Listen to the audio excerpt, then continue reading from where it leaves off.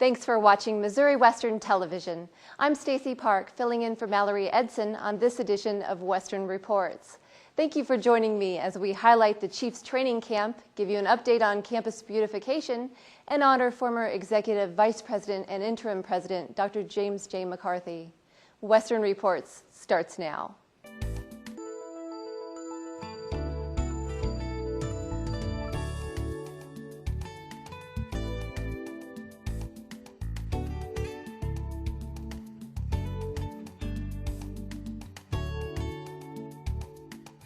Thanks again for watching. It's no secret that the Chiefs are in town, and recently the Griffin Indoor Sports Complex was dedicated in celebration of the Chiefs training camp. Let's take a look and hear what some of the attendees had to say. Mr. President, on behalf of Crossland Construction Company and all of our subcontractors, I'd like to present you to this key to the new facility. I don't know what lock it fits, but I'm sure it goes somewhere.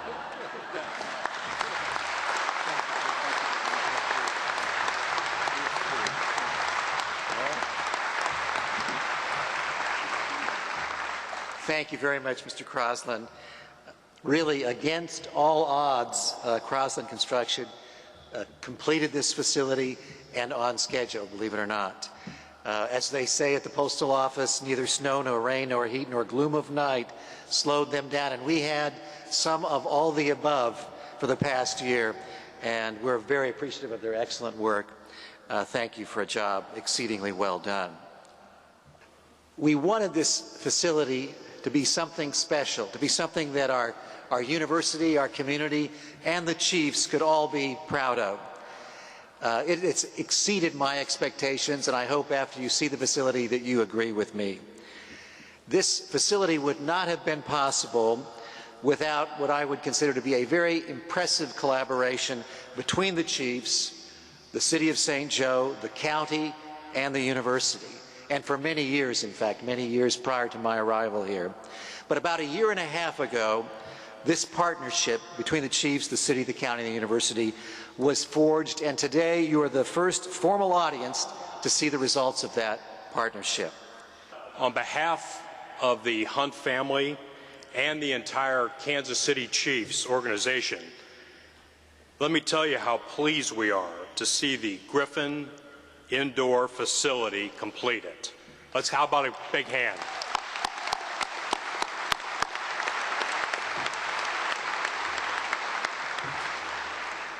You know, while the Chiefs will benefit for 3 weeks a year, this facility will be an asset to Missouri Western and the St. Joseph community on a year-round basis.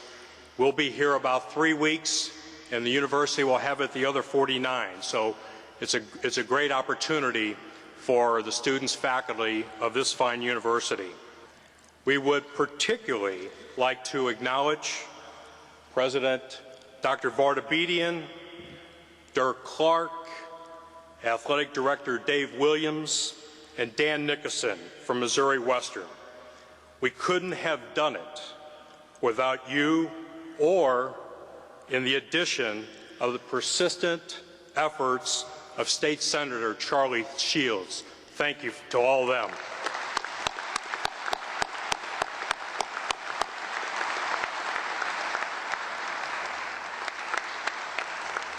This is a marvelous facility that will be a great asset to this campus and this community for many years to come. Finally, thanks to our great Chiefs fans for their continued support. We look forward to seeing and hearing all of you here at Missouri Western in just 9 more days. We look forward to our first practice on July 30th.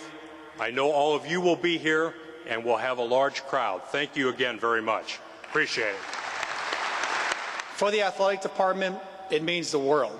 It means we'll be able to train our current student athletes better than we've ever trained them before. We'll have great meeting spaces, we'll have great athletic training rooms, we'll have a great weight room, so our current student athletes will be able to improve once they get here in ways that we haven't had the opportunity to do before. We hope this is just the beginning.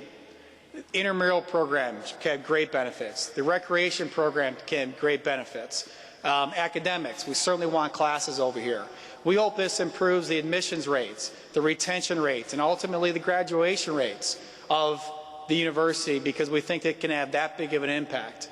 I cannot begin to tell you the advantage we have. I cannot begin to tell you what an advantage it is for our school within the conference to have a facility like this. What we have here that we're about to unveil is a bronze plaque with the images of Senator Shields and Mr. Clark on it, which will be placed at the front entrance of this building. Kylie and Pat, would you unveil the plaque?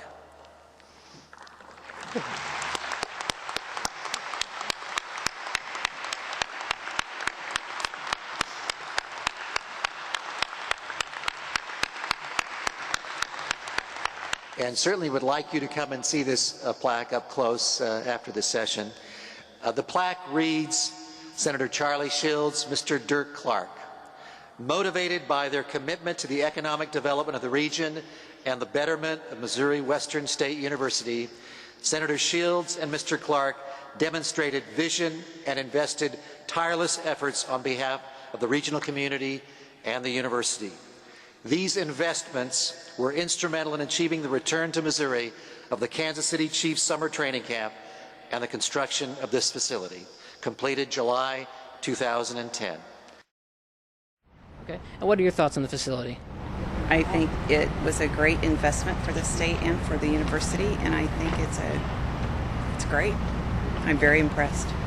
I think the facility is great for Missouri Western because I think it's going to bring a lot more students to campus, a lot more people that didn't really know Missouri Western existed. I know a lot of people get Missouri Western and Northwest confused because they're pretty close in proximity, but I think this is really going to put Missouri Western on the map. A lot of people from Kansas City are going to come up for training camp, and then hopefully they'll see the facilities that we have and see how wonderful they are, and then want to send their kids to college here. I think all in all it's going to help every sports program. I mean, the new coaches' offices in the facility are beautiful, and the facility is a lot more than just the field, which is what I thought it was going to be. It's wonderful for St. Joe. It's going to bring a lot of money in for the 3 weeks that the Chiefs are here, and then it'll continue to be really useful for the campus and then the St. Joseph community all throughout the rest of the year. Well, actually, I'm highly impressed. I think it was well worth the money. I think it's going to bring a lot of positive things to the campus community and hopefully the Chiefs and, of course, St. Joe and surrounding area. I think it's going to be fabulous. I think it's awesome. I think a lot of people are going to be drawn to the university just because of it. At first, I didn't think that they're going to let, students other than athletes use it, but it sounds like they're going to try and do a lot of stuff in there other than just athletic stuff. So I'm kind of excited just to see what they can do with it other than, what it's meant for. I think the new facility is a fabulous asset, not only for the university, but for the community, and especially for our students. Anyone who has the opportunity to go through this facility and see the state-of-the-art electronics, the state-of-the-art weight and training rooms that are inside, as well as fabulous classroom space that have flexibility. We can go from small classrooms to large classrooms that seat up to 120. That provides a flexibility and a access for all students here on campus. This is a wonderful, wonderful resource for Missouri Western students, for the faculty and our athletic teams that will be able to train and use the facility, but most importantly for our community. This was a community effort in terms of obtaining the financing and getting the support and the attention of the Chiefs organization. And so our St. Joseph regional community will benefit as well. So we welcome everybody to come to Missouri Western. We think this is going to be a fabulous recruiting tool, because who wouldn't want to come and have a class in the Griffin Indoor Sports Complex where you can train and work and learn in the same place as the Kansas City Chiefs. For more information about the Chiefs training camp at Western, check out kcchiefs.com. We'll be right back.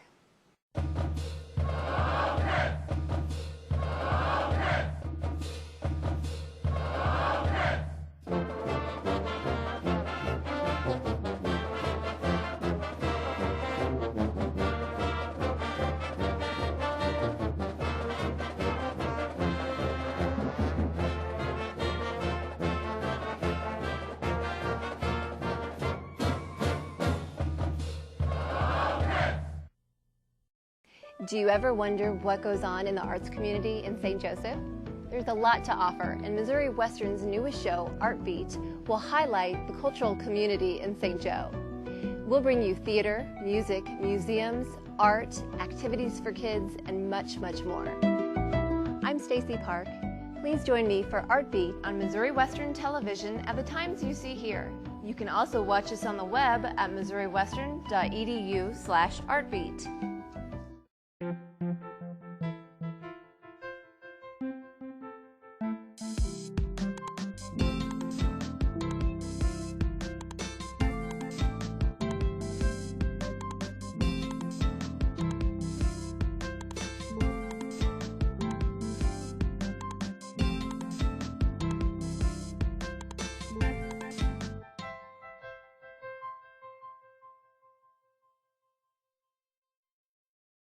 We're back with your campus news update. Campus will have a new look just in time for Chiefs training camp. An anonymous donor has provided the funds necessary to replace all our current wood building signs with new brick signs. President Bob Vardabedian said the new signs, coupled with the new Farron Street entrance sign, will bring a consistent theme to campus. He also said he was very pleased with how the new signs add to the landscape of an already beautiful campus.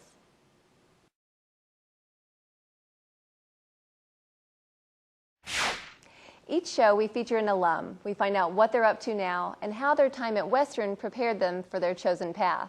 I graduated from Western in 2000 with a bachelor's degree in interdisciplinary studies in theater and psychology. And I found it very helpful to have the BIS in theater and psychology because that prepared me for graduate education. I went to K-State and got a master's degree in theater that had a concentration in drama therapy. One thing that stands out to me about Western is the commitment of the faculty to their students. My professors really took a personal interest and listened to the course of study that I was wanting to plan out. A Bachelor of Interdisciplinary Studies is where you take two courses of study and basically create a degree. And I just found that really helpful, that flexibility to create a degree in theater and psychology, which gave me a foundation to then concentrate on learning more about drama therapy. I was very excited to have a field that was using theater to help people. Since I've graduated, I've had a lot of really wonderful opportunities to volunteer in my community. Of course, I've been able to volunteer as the host for Western's Art Beat, which has been really fun to see all the wonderful things going on in our community. Also, I've been able to volunteer as the project coordinator for an oral history project for Trails West. And so last year, we listened to stories from community members, and they told us about their experiences coming here from other countries or their families coming here from other countries. And we then looked through the stories and created a script of monologues based on the themes. And that script will be performed this August 21st at Trails West on the family stage. After the script of monologues is performed, the Kansas State University Playback Theater Troupe will be coming to town, and they will be giving a performance to the audience there at Trails West. And playback theater is a unique type of theater where an MC, who is called the conductor, and 3 to 4 actors and a musician actually listen to the stories from the audience and then play it back using improv theater, music, sometimes dance and mime. And we've actually formed a local playback theater company called Midwest Theater. If you'd like more information about playback theater, you can contact me at info@midwestplayback.com. The Missouri Western State University Foundation raised over $17 million through the Achieving Greatness Capital Campaign, exceeding the overall goal of $15 million by 18%. Dan Nickerson and others were excited to share the news with the Missouri Western family. In the spring of 2008, we announced what we called the Beyond Excellence Initiative, which was a collection of projects as capital investment in Western's future and its quality that totaled $53 million. The funding for those projects was to come from several places, and one of those sources of funding was to be a capital campaign with a goal of $15 million. On September 8th of 2008, at a ceremony at Missouri Theater, we kicked off the capital campaign with that goal of $15 million. Today, we're here to announce that that campaign has surpassed its goal and that we draw a close to the active solicitation phase of that campaign with a total of $17,725,099, or 118.2% of goal. The wrap-up of this Achieving Greatness campaign really in many ways is the beginning of a new era of growth for Missouri Western. This fall, all indications are that we will get over 6,000 students for the first time and have a 6th consecutive year of record enrollment. And the success of this campaign really has helped to ensure that we not only grow quantitatively, which of course we are doing, but also qualitatively. A couple really kind of neat numbers that I like, especially the percentage of giving by Western staff is amazing. Shows the support across the board, not just from the community alone, but support from within Western. 30% of the donors to this campaign, this was their first time gifts to Missouri Western. I'm reminded of the many direct and indirect impacts of this campaign, and one of those was the endowment of the School of Business, the Craig School of Business.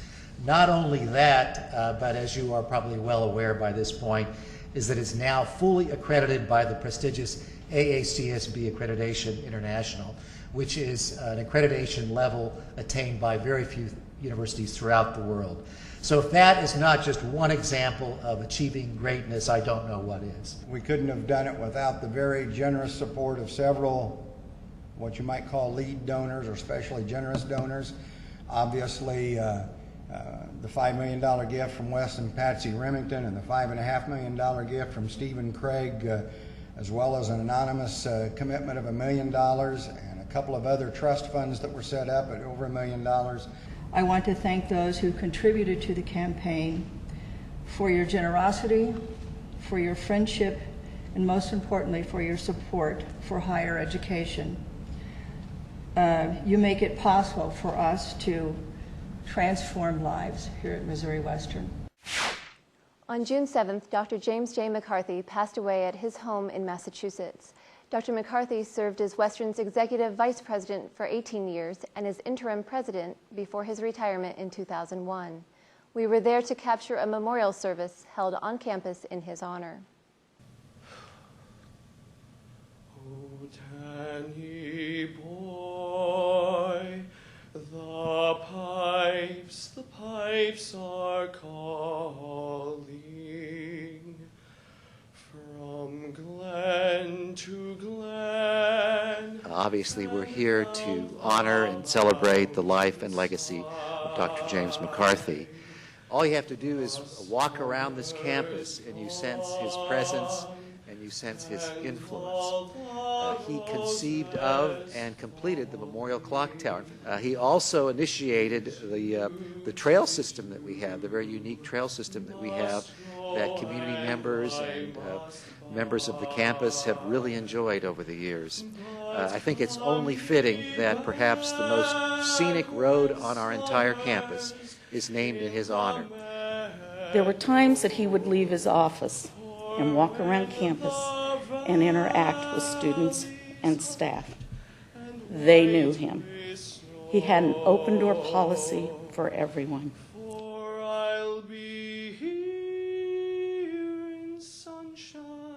My father loved life and he loved his family and friends. He was also an independent, proud, stubborn, and he was very, very smart. He was old-fashioned in the belief that hard work, family, and education were the keys to a good life.